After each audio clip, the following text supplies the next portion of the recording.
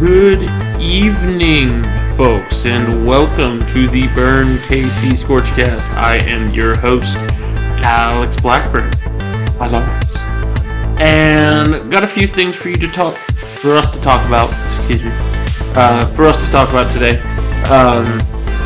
Obviously, we'll be going over college basketball, a disappointing weekend for two of the three local programs. Got some Royal stuff to talk about. Got some Chief stuff to talk about. Some free agency stuff. We're gonna go over Scorching takes because I got to do that last week. But we'll go over those. And we also got some Blues news. It's some SKC news, some sporting news, and a couple other items. So sit back, strap in. We're gonna have a good show today. Pretty excited. Overall, again, just apologies for not getting one out yesterday. Had a very nice, fun day with friends, so really enjoyed that time. Just kind of away. It's been a very, very busy couple of weeks, but it was nice to have that time away. So thank you for allowing me to have that. Let's get started. All right, let's just go ahead and jump right into the biggest topic of the time period, I guess, that we're in right now. College basketball, March Madness has started, and for two of the three local teams, it's already ended. It's two of the three local teams that you didn't expect to, unfortunately. KU, let's just get the one out of the way first. KU lost to Arkansas 72-71 in a heartbreaker. In the round of 32, Arkansas ended up winning that game just super gut-wrenchingly. That last play, I think, will stick in Jalen Wilson's head for forever. I mean, just a tough way of losing, especially for one of KU's best ever players. I think Jalen Wilson really showed throughout this year that he deserves to be up there with guys like Ochai Agbaji, Frank Mason, Devontae Graham, and other recent Bill Self grades. I mean, he's another just program guy that stayed long enough and saw dividends. So just a really disappointing way to go out. But it's not discouraging for the Hawks, honestly. I think a lot of people have a lot of grief in regard to how this KU season went. I think the grief is a bit unnecessary. Obviously, yeah, it's a heartbreaker of a loss. I think we're all disappointed that this KU team did not go further because they absolutely could have. But there was a lot of different things that happened both in and out of this tournament that kind of led up to this heartbreaking loss against Arkansas. I see a lot of people blaming the referees, blaming Norm Roberts. That's kind of cheap, lowbrow type stuff, in my opinion. I think the referees weren't great by any stretch, but in the end, they did not determine that game. And neither did the absence of Bill Self. I think KU was in it the whole time, and they ended up getting burnt because DeJuan wasn't at 100%. They were not making the shots that they should make, and they just weren't adjusting when it came to crunch time. And at the end, it bit them. And unfortunately, they lost to a team with Brent Musselman as head coach. I don't know if any of you saw his antics after the game.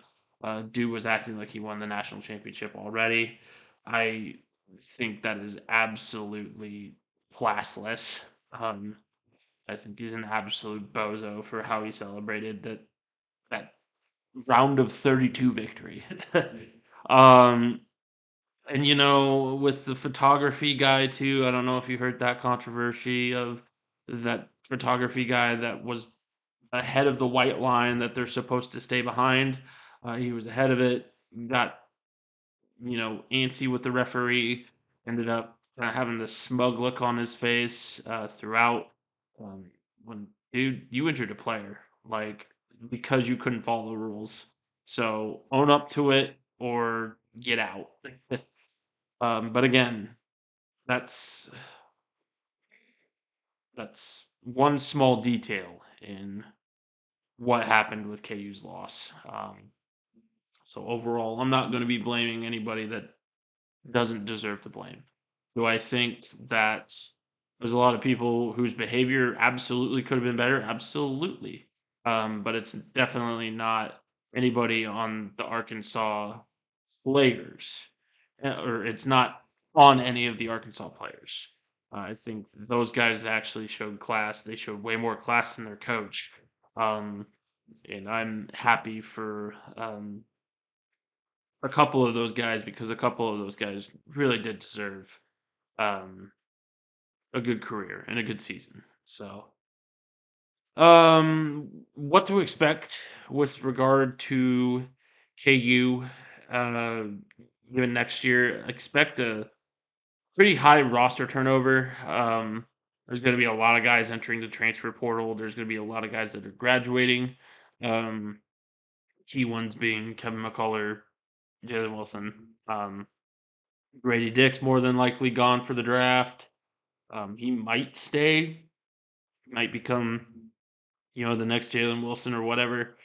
Um, I doubt it because there is such a hefty recruiting class coming in for these Jayhawks, as well as guys that are staying, at least for right now, that will have a pretty significant impact. I am expecting another pretty big season from the Jayhawks.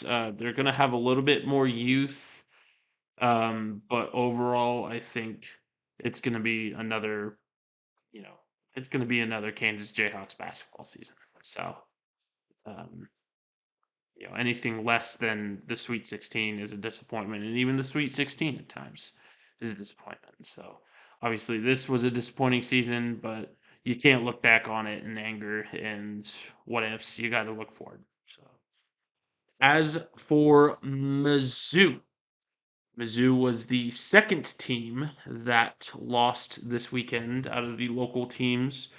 And it was a bad loss to cap off a otherwise great season. Mizzou lost to Princeton and they lost by double digits. And yes, you heard right, Princeton. 15 seed Princeton. So eh, I think Princeton's a really good basketball team.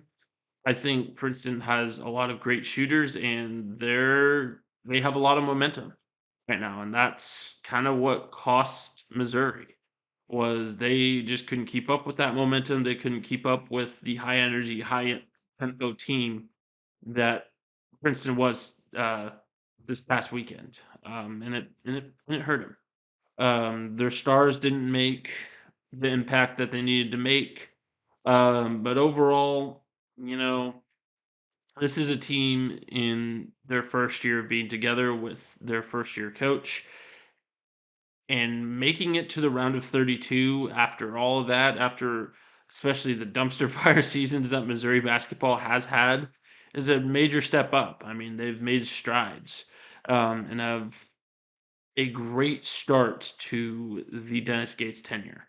Um, you know, Kobe Brown, Gomillion, Nick Honor, um, yeah, Golston, like all those guys looked solid.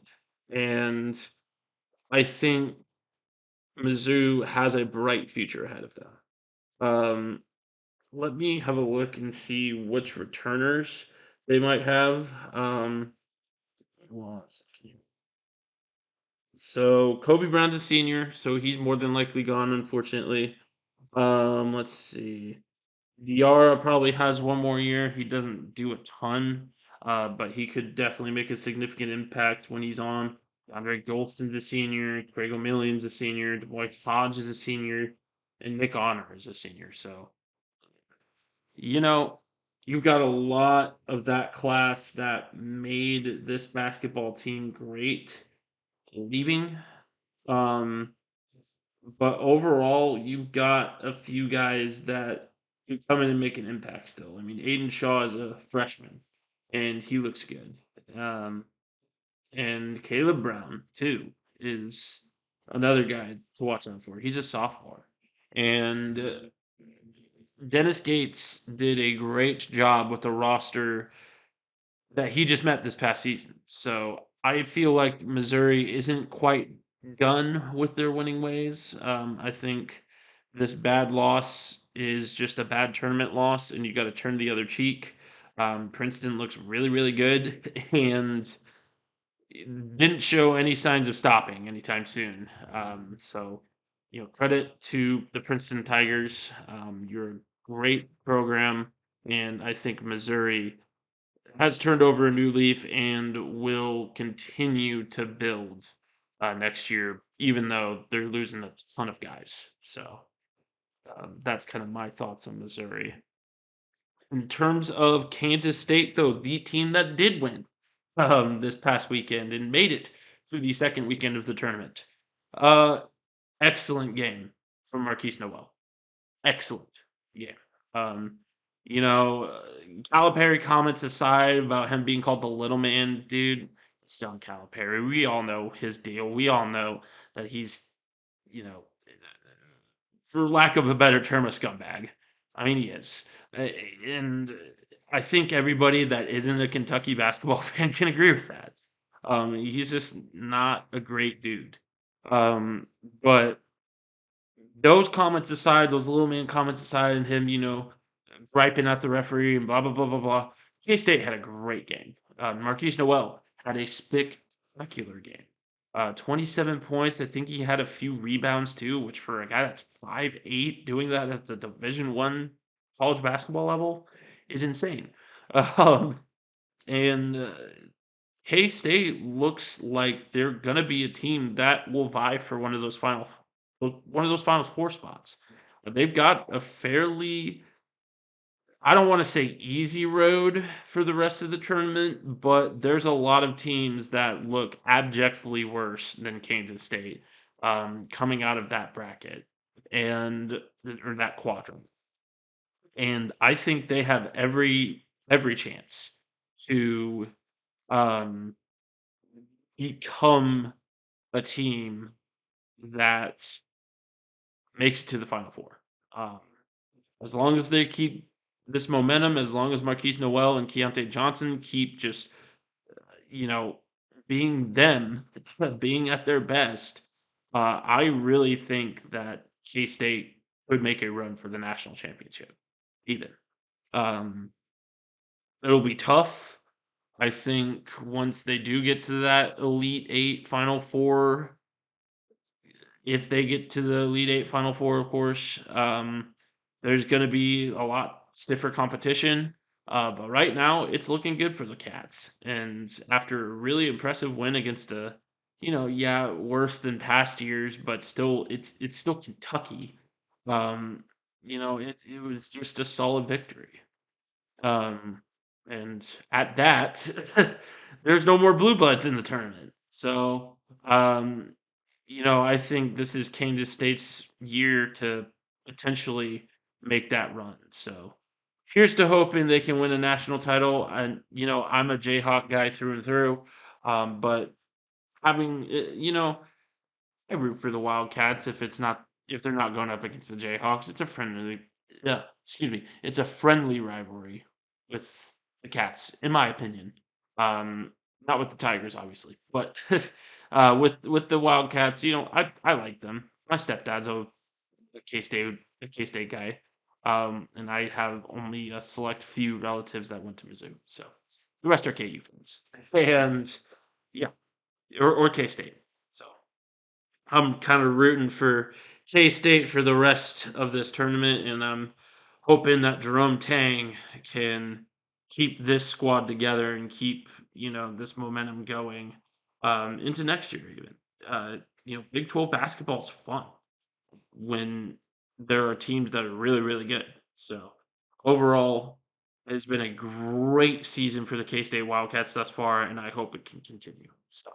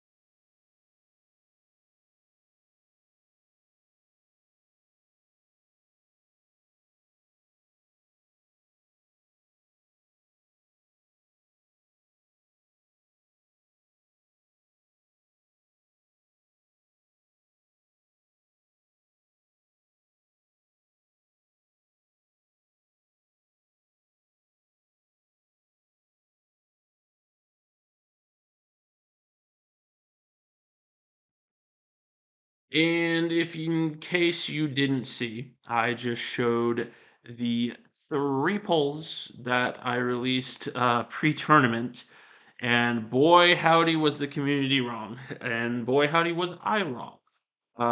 Yeah, my bracket is so busted up, it's hardly recognizable. But you know what? I am in the Burn KC League. I am fourth. In the Free League, I am also fourth.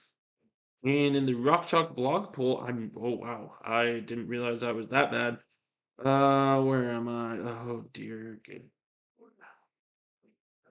Where am I? I I'm 72nd in the Rock Chalk blog poll. And then there's a couple others that I'm a part of. But overall, I think we're all kind of duped by certain red and blue team. Not necessarily duped, but underwhelmed and disappointed by it. But again, shake it off. Like Taylor Swift says, I'm not a huge Taylor Swift fan. My apologies. But I'll use a quote from her. Shake it off. We'll be all right. This too shall pass. We're good. KU football's gonna be back too. So that's exciting. Y'all seen the pictures of Jalen Daniels as a recent? He's huge. It's awesome. Moving on to the Royals. The Royals have kind of hit a skid with spring training in the Cactus League. They've had a couple of bad blowout losses as of recent, and uh, you have to know you want to know if the typical Royals spring training is finally rearing its ugly head. Or if it's just Matt Kitaro, finally it's finally setting in that, oh, I'm a new manager. I don't know how to adjust. Either way, this skid is not welcome. It's not well, but I'm pretty sure this skid happened for a reason. And that reason obviously is well, not obviously and not obviously, I don't know what you wanna say what it is, but it's the World Baseball Classic. We've got a lot of key players playing in the World Baseball Classic right now. It's really exciting. I love the fact that the World Baseball Classic exists, but obviously, spring training suffers because of it. But that being said, you've got Salvador Perez that's playing really well for Team Venezuela. Vinny Pascantino played for Team Italy. I think Nick Prado did too. Brady Singer is supposed to start for the United States. I think tomorrow in their semifinal, or no, I think it might be the championship game. I gotta go back and look. But he's starting.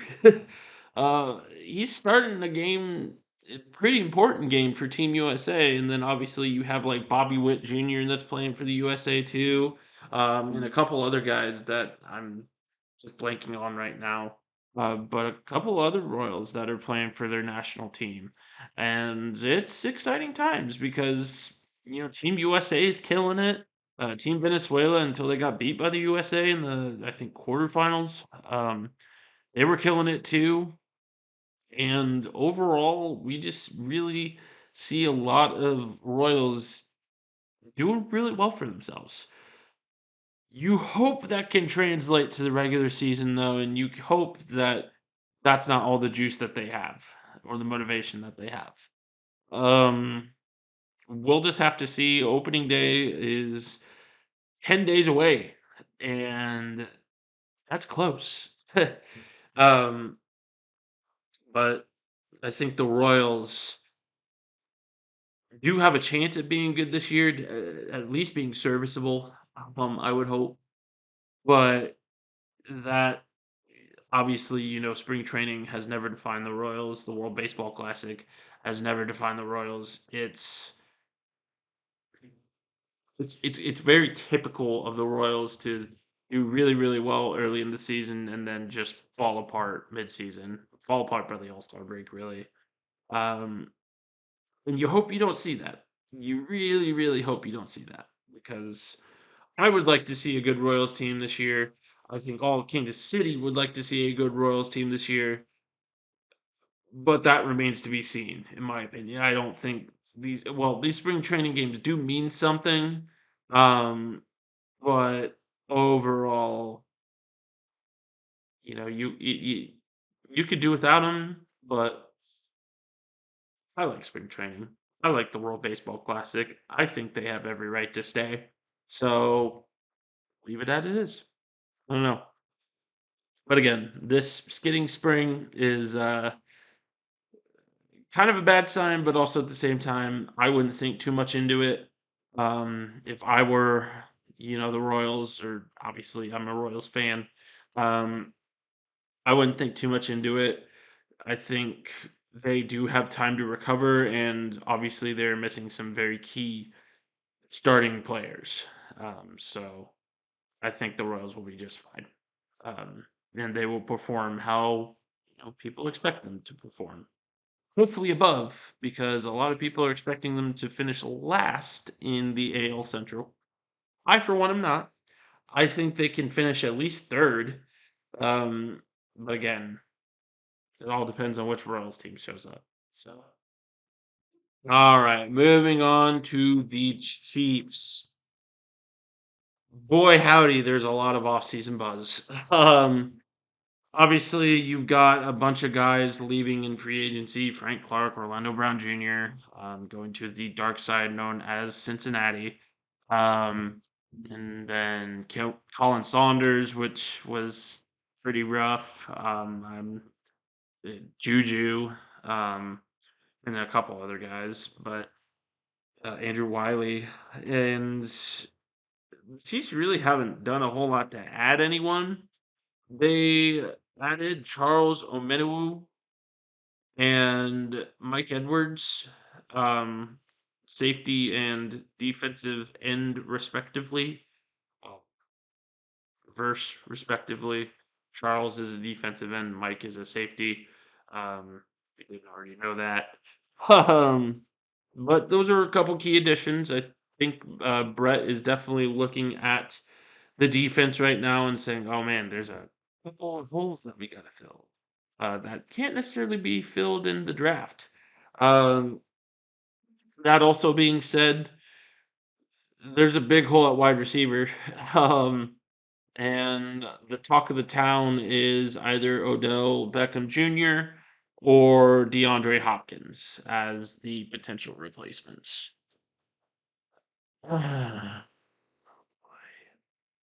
We don't necessarily need either of those two. I think Odell's asking price is ludicrous, frankly. I think 20 million a year for a guy that is coming off of his second ACL tear is a bit much. But he's still a veteran wide receiver and he still has a lot of talent. I think it wouldn't be a terrible ad. I think the Hopkins ad would be better if we can get them both somehow. Maybe. Des Bryant thinks we can. Um, but I have a hard time seeing that. I think it's going to be one or the other, and then we're going to pick up a lot of people in the draft.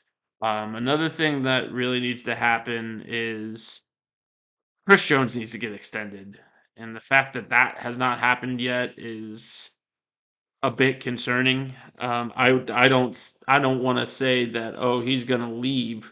He's not. I mean, I think if nothing else, we'll franchise tag him, which I think would be an insult.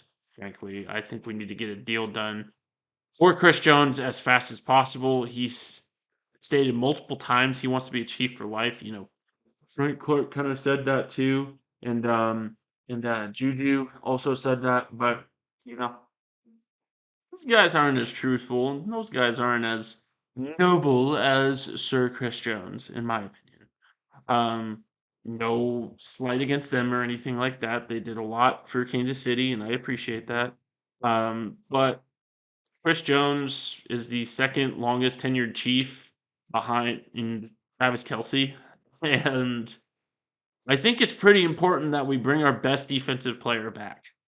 And if we don't, there's definitely going to be some problems on the defense. I think what all the media pundits said last year about how the Chiefs defense would fall apart may actually happen if, you know, that happens. But actually, speaking of defense, I forgot one key signing, Drew Tranquil on a 1-year deal. He's a good player. I don't think a lot of people really underrate him because he really only started to be on the come up in these past 2 years. Before that, he was just kind of a special teams guy or he was hurt.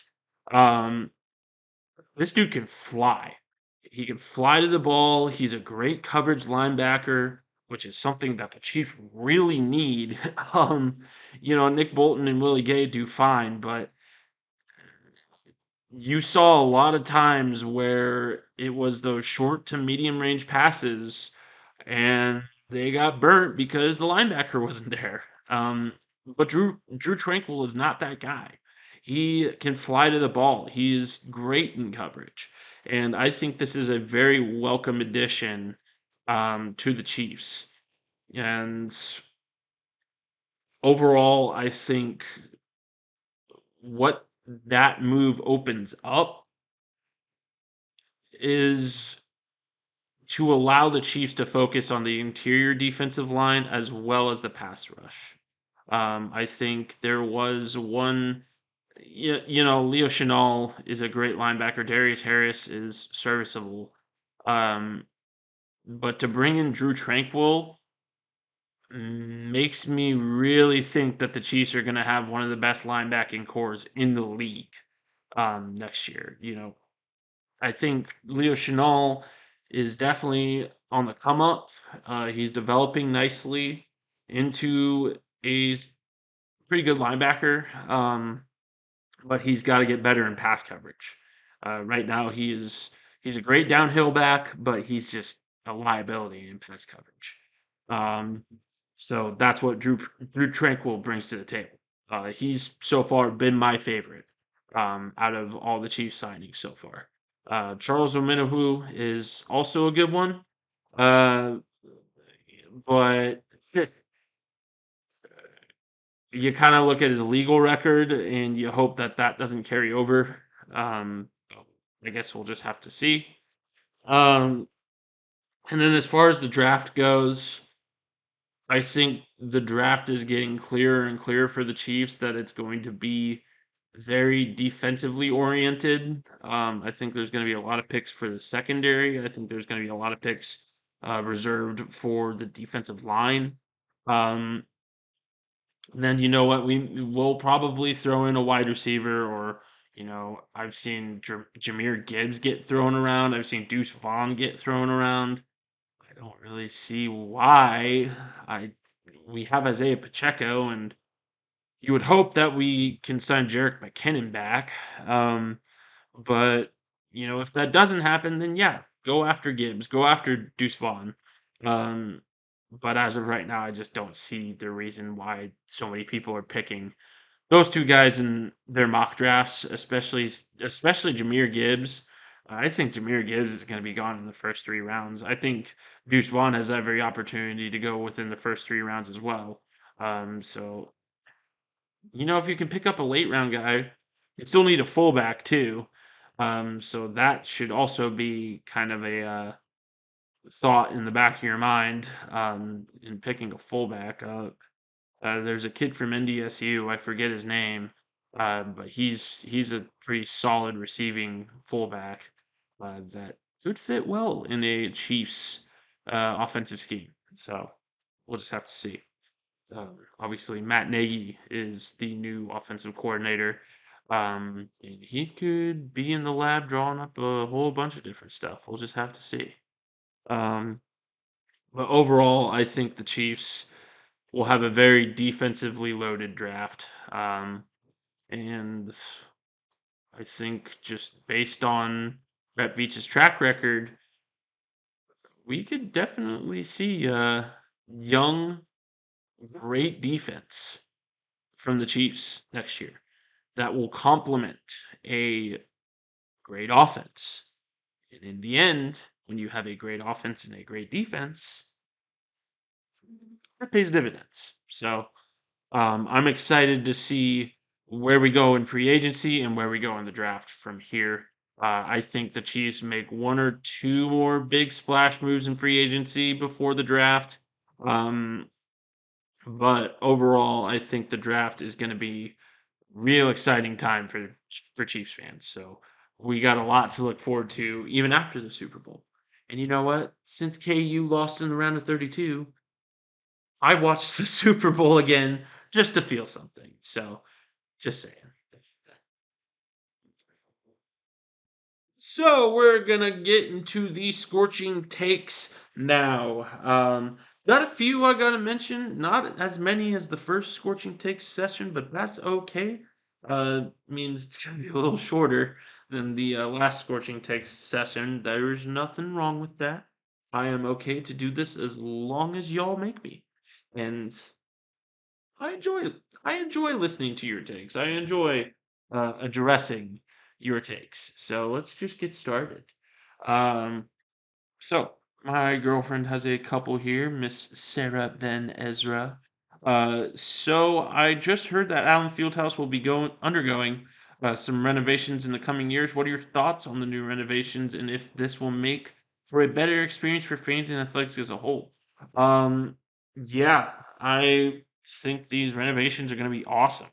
I've got an article out there that kind of details my full thoughts, but in kind of a summary of it, I think there's a lot to look forward to. Obviously, you got that Jayhawk pub that's going to be in, the sound system, new lighting. It's not going to look like a prison on the concourse anymore. um, and there's just going to be a lot of different things done that will make the game experience at Allen better. There's a lot of people that are like, well, you gotta keep Allen Fieldhouse, Allen Fieldhouse. Oh, it's a cathedral of college basketball and blah, blah, blah, blah, blah, blah, blah. No one's saying we're gonna build like a Metroplex on Allen Fieldhouse. The court itself is not getting touched. The main field house itself is merely just going through sound system issues. And I promise you, no one's touching the HVAC. It's still going to be a sauna. I promise. Um, but yeah, overall, these are exciting renovations. And the dinosaurs that are complaining about said renovations need to get with the program. So, another couple here. What would Sporting KC look like if Ronaldo would have signed with them instead of a Saudi Arabian club? I've never been a huge fan of Ronaldo. Obviously, I'm not huge into soccer. I watch it, and I keep up with it. Obviously, I keep up with Sporting Kansas City mainly. But I don't know. Has anyone heard from Ronaldo in regard to how he's doing in Saudi Arabia? I would assume he's doing fine. He's getting paid a lot of money that Sporting Kansas City wouldn't be able to give him. And he's probably got the get up of a Saudi prince right now, and that is just something Casey simply couldn't give him, and that's why he signed with them. But if he were to stay in Kansas City, I think it would be a lot like Ibrahimovic or Beckham going to the LA Galaxy. I think you're gonna see a huge spike in ticket sales, in fandom, and everything in between. I think another move that is similar was the potential Lionel Messi move to Miami. Uh, I mean, I think it would look very similar to that. Um, I think he would definitely do well in the MLS. I mean, after all, it is just a European League retirement center, I guess. Um, but it's hard to say because obviously it didn't happen. But hypothetically speaking, I think Sporting Kansas City scoring would get a lot better. We're gonna go more into that a little later. But overall, yeah, I think it would be huge for publicity. I think it would be huge for fandom. Um, but at the same time, Ronaldo does have his demons. There's a lot of people that really don't like the guy, myself kind of included. I have an indifferent opinion on him, but I know that he has some shady things going on in his life, whether that be alleged shady things or not. Uh, doesn't matter. But moving on to the second take in this little paragraph we got here. KU, oh God, KU will become the one seed and win the whole championship. Can you tell it's been a long time since we've done this? Um, that didn't happen. This that certainly did not happen.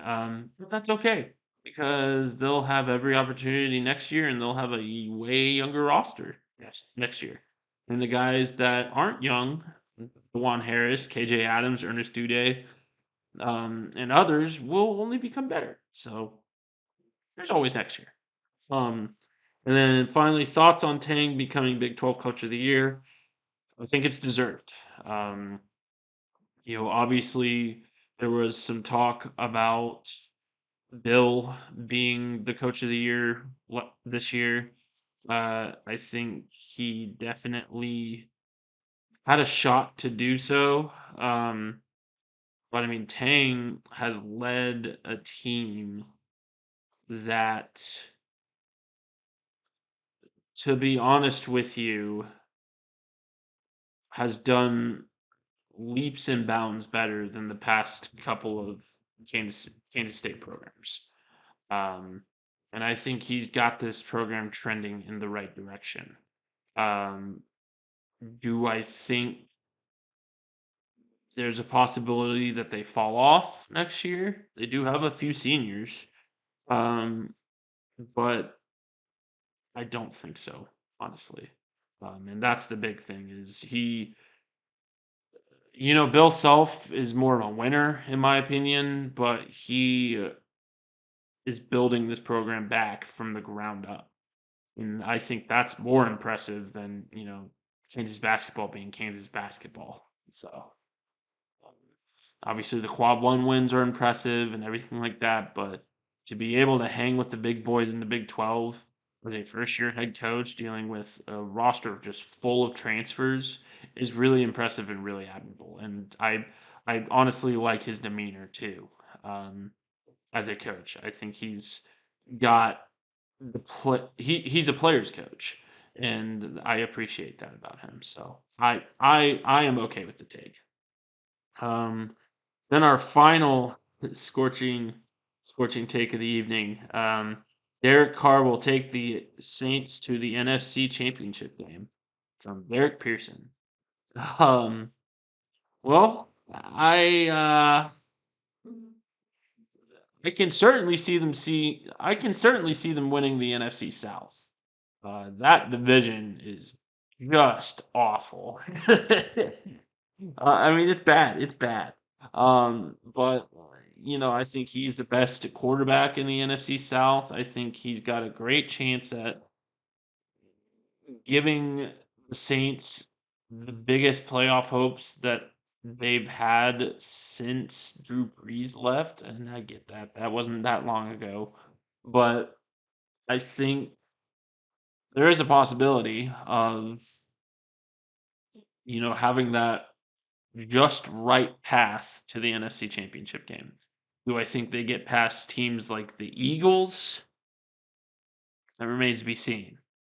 Do I think they win their division? Absolutely. I think they're definitely the favorite to win the NFC South for sure. The NFC Championship game, again, The Eagles are really good. The Niners are really good.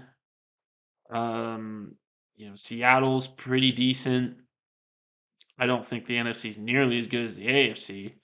Um, which is why I think Derek Carr will definitely excel. But going to the NFC Championship game is no easy feat. So I think he's got a shot, but the cards have to be in his favor. So that's my take on it. Okay, going through some other news before we wrap up. We got some Blues news for you faces.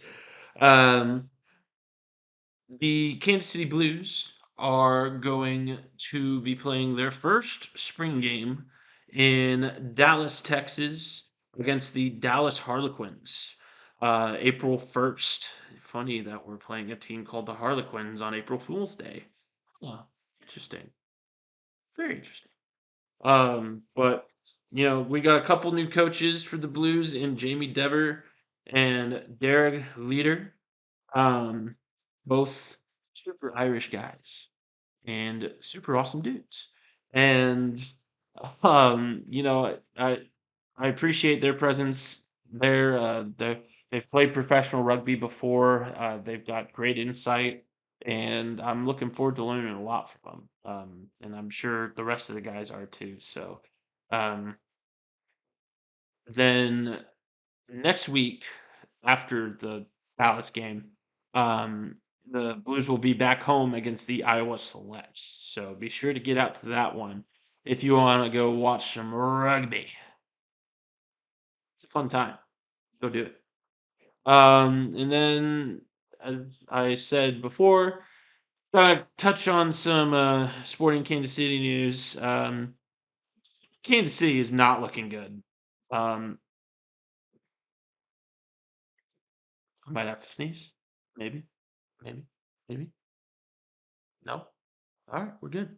Um, but Sporting Kansas City just doesn't look good, and the main issue is they can't score goals. I mean, they're great offensively until they have to put the ball in the net, and that's the whole deal with Sporting Kansas City. Is you got to put the ball in the net. That's the whole deal of soccer, and they've had every opportunity to do so. It's just they've missed them. They control possession for most games that they play. They show decent enough defense to where it should give the offense opportunities to score, but it just doesn't. And it's ugly. I mean, it is ugly ugly. And you hope it turns around. You hope Peter Vermees can right the ship because he is a great soccer coach. Um, but I think a lot of it is just a team that is still in rebuild mode compared to last year. I mean, last year had a lot of offensive woes as well. Sporting KC plays in a really, really good conference and a really, really good division. So that's also, a problem for them. But overall, I just think the biggest advice that you could give Sporting Kansas City is to put the ball in the dang net. You got to stop missing opportunities. You got to start capitalizing, and they're just not. So you hope for the best. I'm hoping to make it out to a Sporting KC game where they will hopefully score goals. But I'm also looking forward to the KC Kermits games too. In fact, I'm looking forward to them a little more because that's a good team. And I'm not saying Sporting KC, you know, has always been terrible. Obviously, they haven't. You know, KC Kerr's just a better team. So go watch them. Uh, That's our show, though. Thank you for joining me on this late night edition of the Burn KC ScorchCast. Again, my apologies for not releasing this on Sunday. Had a lot of stuff going on yesterday. A lot of fun stuff though, and I'm in a pretty good mood now because I got to go out and see my friends, have a good time, and be merry.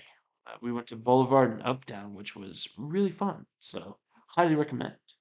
Um, but be on the lookout for articles coming out as normal. Be on the lookout for the next Scorching Takes installment as well. And be on the lookout for the next ScorchCast on Sunday. It'll be on Sunday. I promise.